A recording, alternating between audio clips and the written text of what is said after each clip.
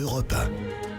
Toute l'actualité économique avec Anne-Laure Jumet. Bonsoir Anne-Laure. Bonsoir. La bourse de Paris en baisse ce soir. Moins 0,97% à 4405 points. Le marché reste hésitant et attentiste à 2 semaines du référendum britannique sur le maintien ou non dans l'Union européenne. Le chiffre du jour. 1650, c'est le nombre de notaires que l'autorité de la concurrence veut voir s'installer en France dans les 2 ans, soit une augmentation de 20%. Le gendarme de la concurrence vient de publier une carte de France des zones où l'installation devient libre. 247 zones au total.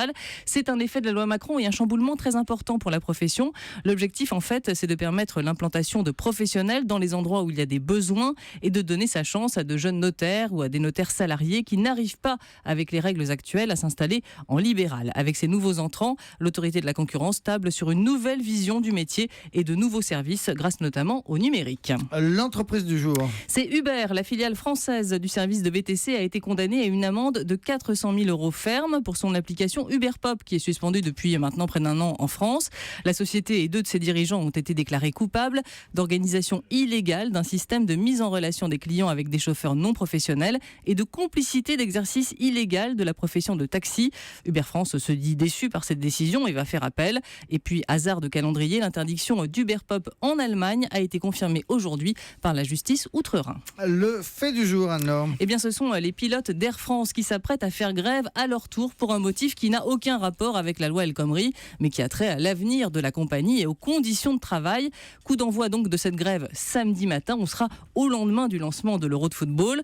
Entre 70 et 80% des vols seront assurés samedi, annonce aujourd'hui la direction de la compagnie qui estime le coût de la grève à plus de 5 millions d'euros par jour. Alors le PDG d'Air France, Frédéric Gaget, a tenu tout à l'heure un point presse pour expliquer que tout avait été fait jusqu'au bout pour éviter la grève, sans succès. 2 séances de négociation ont eu lieu cette semaine. La première a duré 12 heures, la seconde, c'était hier, a duré 8 heures. La direction notamment a fait des concessions sur la majoration des heures supplémentaires, proposant une baisse moins importante que prévu. Rien n'y a fait. Les 3 syndicats de pilotes ont maintenu leur préavis de grève qui dure jusqu'à mardi soir. Alors ce conflit, on le disait, n'a rien à voir avec la loi travail. D'abord, les pilotes sont opposés au plan d'économie élaboré par la direction, qui prévoit notamment des baisses de rémunération.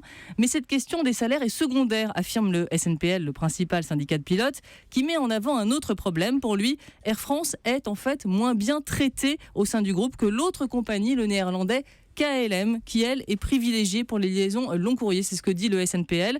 Pour lui, il a fait des calculs, 1 milliard d'euros de chiffre d'affaires est transféré de la France vers les Pays-Bas chaque année. En tout cas, le patron d'Air France est engagé à une chose, que les vols transportant les supporters étrangers soient assurés en priorité pendant l'Euro. Merci beaucoup. C'était le journal de l'écho signé Anne-Laure Jumet.